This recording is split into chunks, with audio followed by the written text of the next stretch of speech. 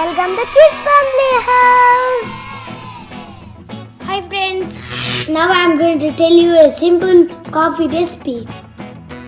For this we need coffee powder, sugar, milk, water and a cup. Let's drink coffee. Now let's pour this water in the cup and put it in the microwave.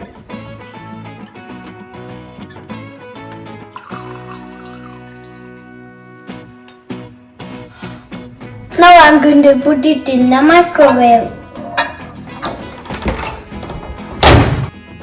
Now let's put 1 minute.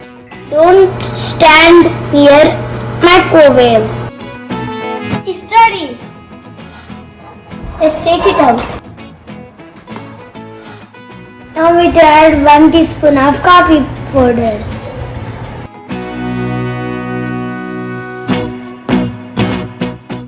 Now mix it well. Now add 2 spoons of sugar.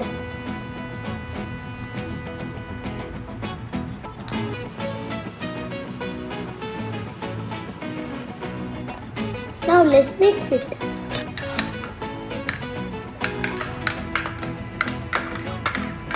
Now add some milk.